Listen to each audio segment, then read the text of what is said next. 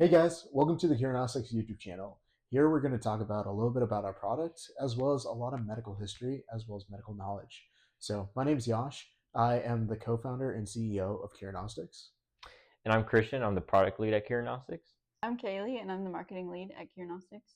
Yeah, and today we're just going to do a quick video about our background and why we kind of started the company. But yeah, go ahead. Yeah, I'm going to be asking the questions today, guys. So, first, I'm going to start off with share a little bit about your guys' personal journeys before you came to Curanostics.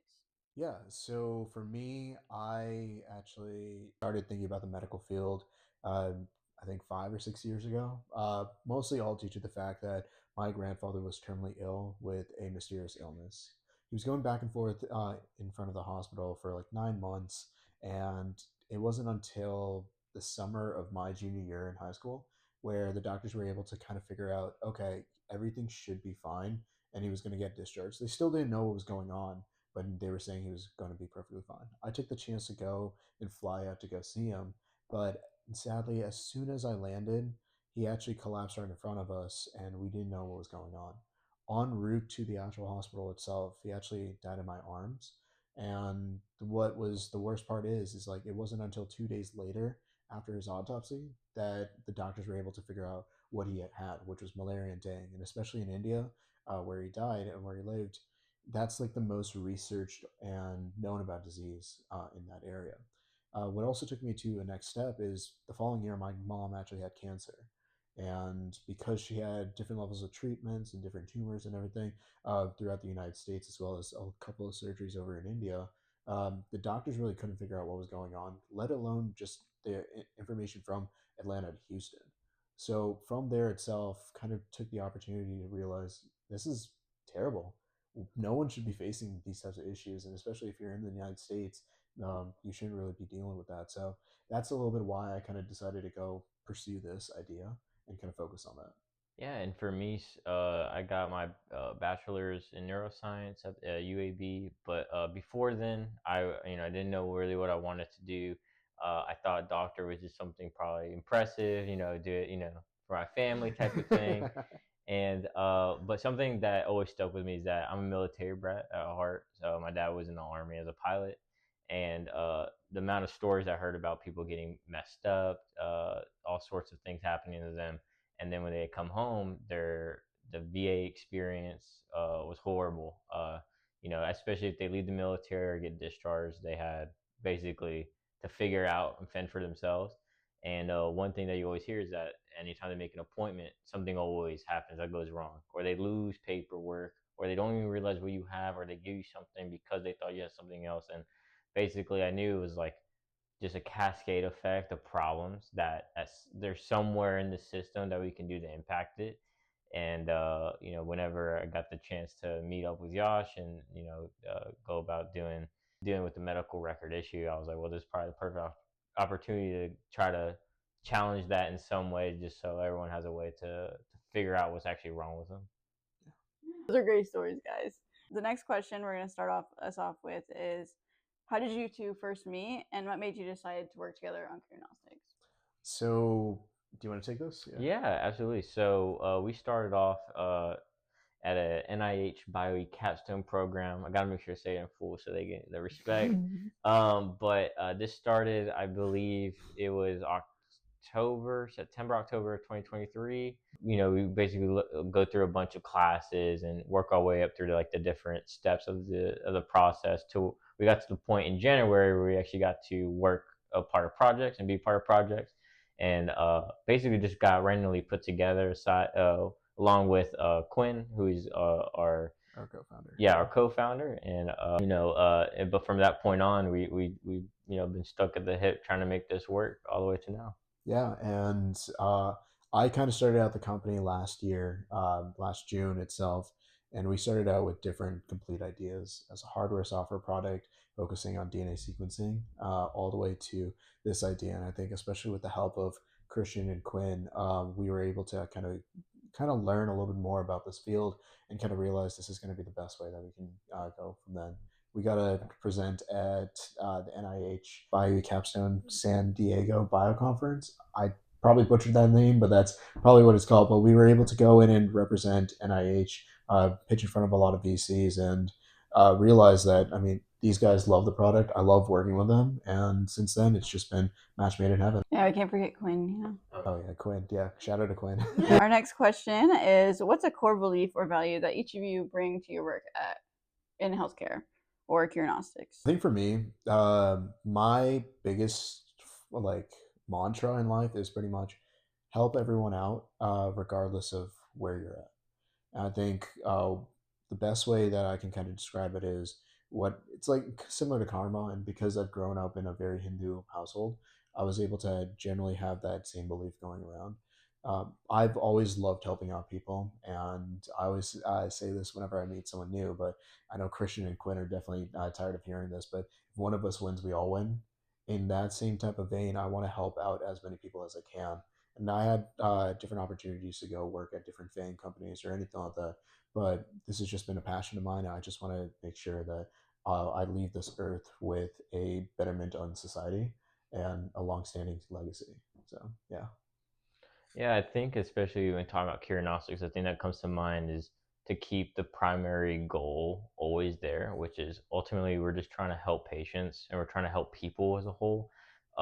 You know, learn more, have a better understanding of who they are, and I ultimately think that as long as we keep that, then we, the object, like the path is very clear, no matter how many ups and downs that there are, and there are every week.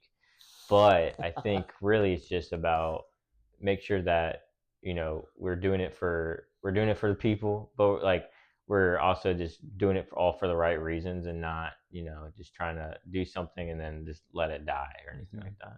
Those are really good beliefs to have, especially going into a field like this.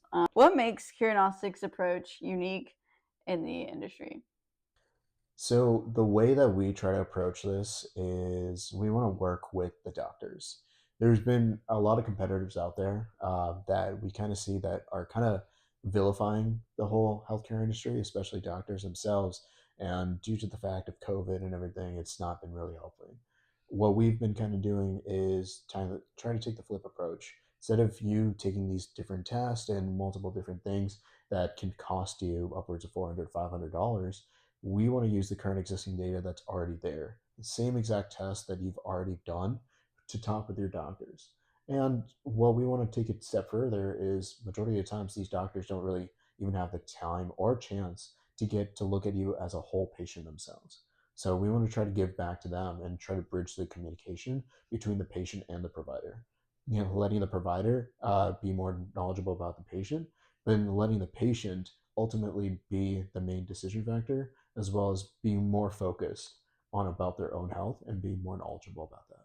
Yeah, do you have anything to add, Christian? Yeah, I mean, just to go on to that, it's a system that's been in place for hundreds of years. So the idea that we are going to break it all down and revamp it, like some competitors think that that's the only solution, I think it's just a little naive and it's a little cash grabby in a way. I think we have to work within our limits that are within our society, especially being a company within the U.S. There's things that we have to work by, and we do. We also don't want to alienate all the professionals that do want to help, because saying that, like the media idea that doctors are not trying to help you, I think is foolish. I think it's an idea that's made up in movies, but in reality, a majority of people just want to help people, and I think this is probably just the best path in getting the person helping themselves, but also letting the professionals help people easier.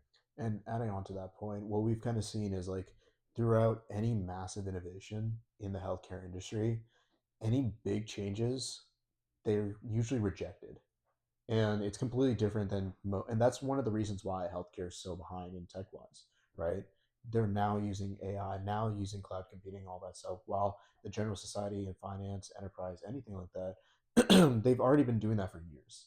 And it's more like people are more sustainable, or they can handle the shock factor. But in healthcare, there's so many laws, there's so many different regulations, like Christian was highlighting, right?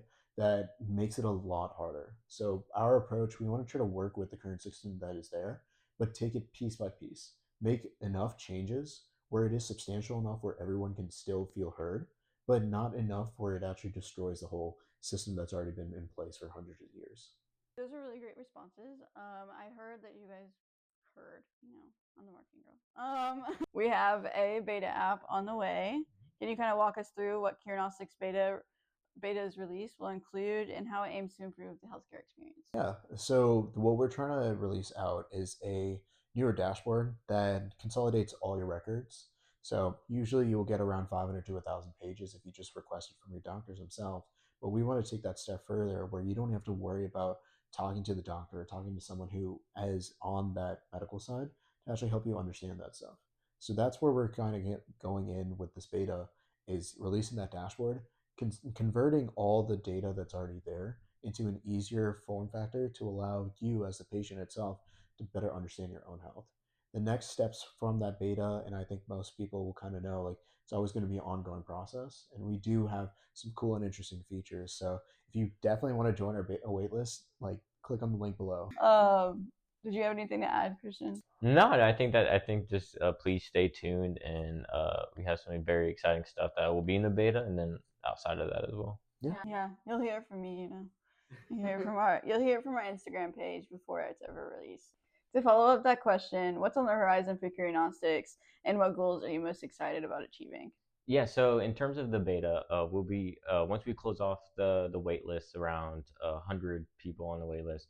We'll select about 25 people at random to help give us feedback and commentary about their user experience and things that they would like to see, or things that they wouldn't want to see, or or things are confusing or whatever.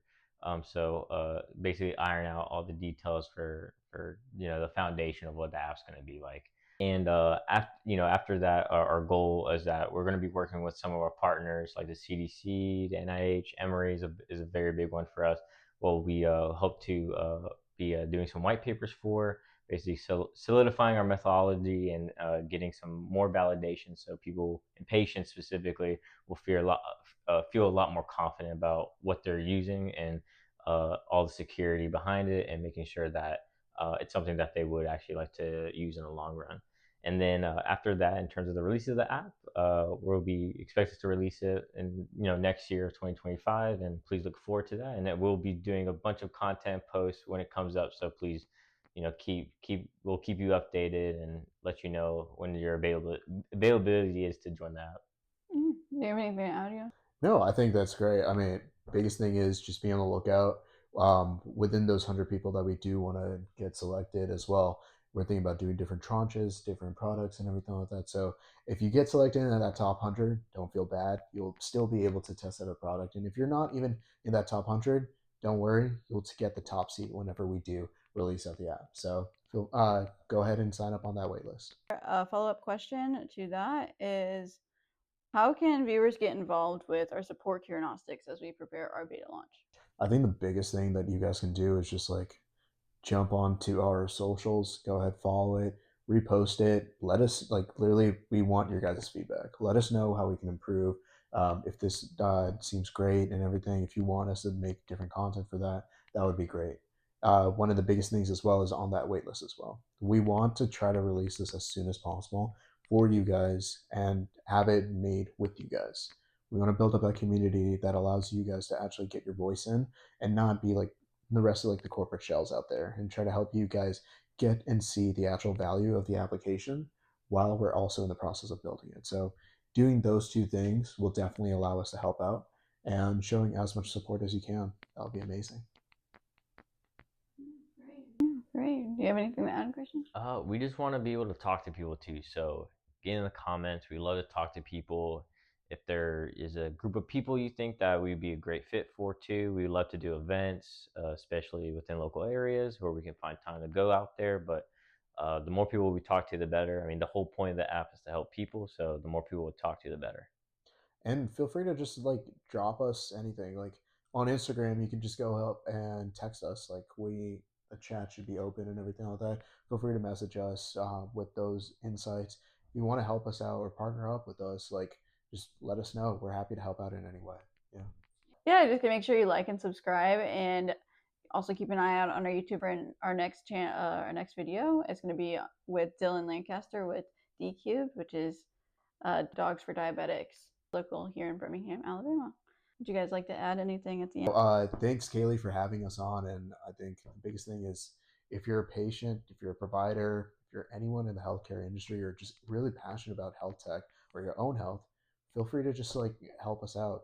Feel free to follow us, subscribe, and reach out to us. We want to build up this company and this technology with each other, and we want to revolutionize the health tech industry together. So thank you guys. See you next time. Bye. Bye.